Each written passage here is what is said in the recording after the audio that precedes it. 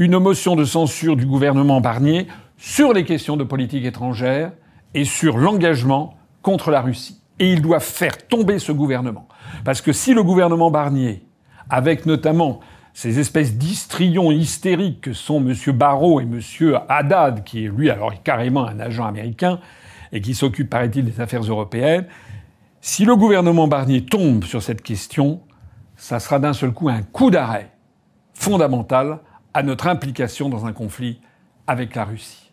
Le Premier ministre Michel Barnier a activé l'article 49.3 de la Constitution pour faire adopter le projet de loi de financement de la sécurité sociale pour 2025 sans vote parlementaire. En réponse, le Nouveau Front populaire et le Rassemblement national ont déposé des motions de censure, actuellement débattues à l'Assemblée nationale. L'adoption d'une motion entraînerait la démission du gouvernement, selon Midi Libre. En cas de démission, plusieurs options s'offrent à Emmanuel Macron. Il pourrait reconduire Michel Barnier, bien que cette décision semble improbable en raison de son impopularité actuelle. Alternativement, il pourrait nommer une figure du Nouveau Front populaire, comme Lucie Castet, même si ce bloc reste minoritaire à l'Assemblée, ce qui pourrait mener à une nouvelle censure. Une autre hypothèse serait la nomination d'un Premier ministre de centre-gauche, tel qu'Olivier Faure ou Bernard Cazeneuve, pour tenter un compromis avec les forces politiques modérées. Macron pourrait également choisir une personnalité centriste de son propre camp, parmi des noms comme Sébastien Lecornu, François Bayrou ou Gérard Larcher. Enfin, un gouvernement technique, constitué d'experts sans affiliation politique, pourrait gérer les affaires courantes jusqu'aux prochaines élections législatives. Toutefois, une dissolution de l'Assemblée nationale n'est pas envisageable avant juillet prochain, conformément aux règles constitutionnelles. Par ailleurs, bien que des appels à la démission d'Emmanuel Macron aient été lancés par LFI et évoqués par Marine Le Pen, le président a fermement rejeté cette hypothèse, qualifiant ces suggestions de politique fiction. Depuis l'Arabie saoudite, il a réaffirmé son intention de mener son mandat jusqu'à son terme en 2027, selon le HuffPost. L'entretien avec Michel Barnier, diffusé sur TF1 et France 2, a permis au Premier ministre de partager sa vision de la situation politique actuelle et de défendre les choix de son gouvernement. À la veille d'un vote décisif sur une motion de censure, il a appelé à la responsabilité des députés tout en mettant en garde contre les conséquences d'un rejet du budget. Point clé à retenir. Un appel au réflexe de responsabilité des députés, Michel Barnier a exhorté les parlementaires à dépasser leurs divergences pour agir dans l'intérêt supérieur du pays, insistant sur la gravité des enjeux économiques et politiques actuels. Deux conséquences d'une motion de censure, le Premier ministre a averti qu'un rejet du budget entraînerait une hausse des impôts pour près de 18 millions de Français et compromettrait des financements essentiels, notamment dans les domaines de la santé et des retraites. 3. Défense du budget présenté. Il a défendu le projet de loi de finances comme le fruit d'un travail difficile mais nécessaire, rappelant qu'il avait été élaboré dans un délai court et qu'il était ouvert à des améliorations. 4. Critique des oppositions. Michel Barnier a dénoncé ce qu'il considère comme des positions irréalistes ou opportunistes de certains partis, tout en accusant Marine Le Pen d'avoir tenté de conditionner son soutien à des concessions particulières. 5. Engagement personnel et perspectives d'avenir. Le Premier ministre a exprimé sa fierté de servir malgré les obstacles. Il a souligné son engagement en faveur de la stabilité et des réformes nécessaires, tout en reconnaissant les limites imposées par l'absence de majorité parlementaire.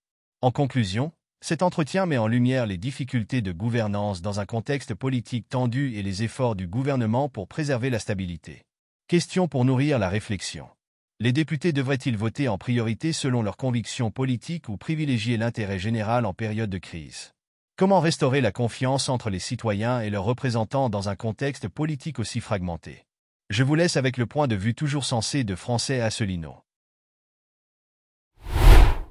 Et si j'ai bien compris les propos de la presse, Madame Le Pen a expliqué que ces lignes rouges, c'était que M. Barnier s'engage à maintenir le niveau de vie des Français. Ce qui est une ligne rouge qui est une ligne invisible, en fait. Parce que comment peut-on garantir le niveau de vie des Français ?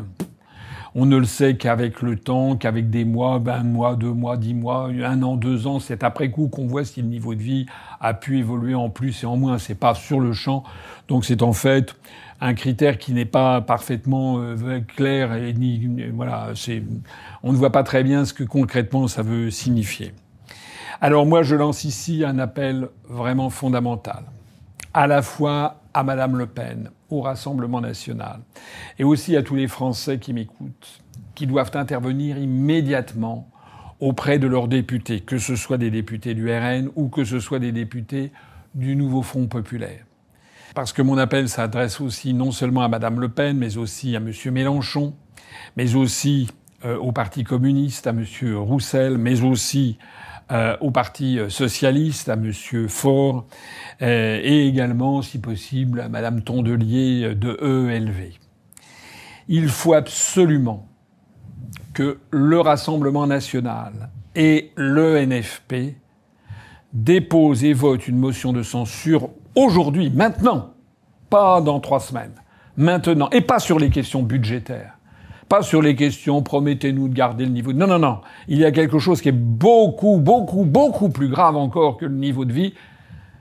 C'est la possibilité d'une 3e guerre mondiale.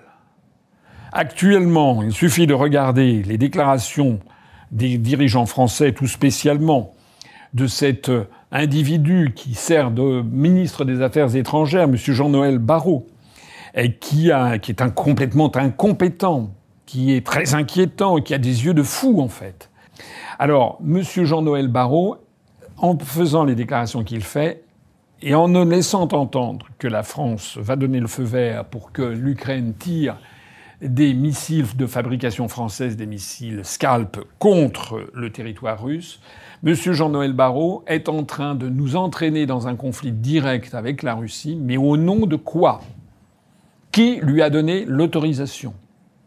A-t-il fait campagne au moment d'être élu sur ce thème qu'il allait faire la guerre à la Russie ?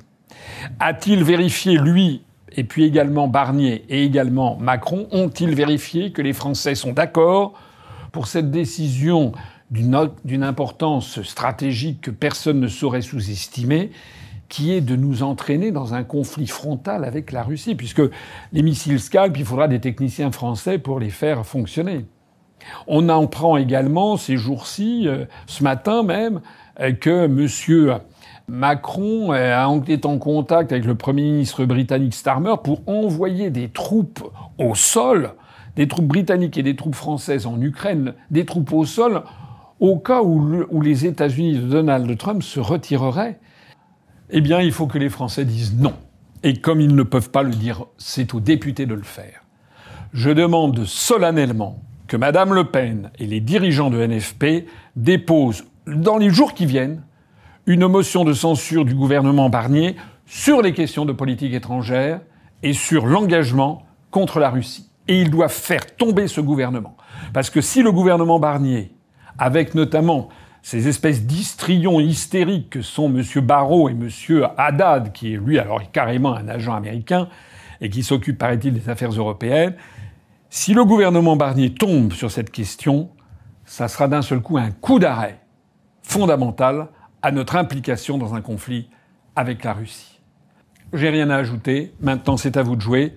Écrivez, allez voir vos députés, dites que vous voulez que ça soit arrêté au plus vite maintenant, cette escalade vis-à-vis de la Russie.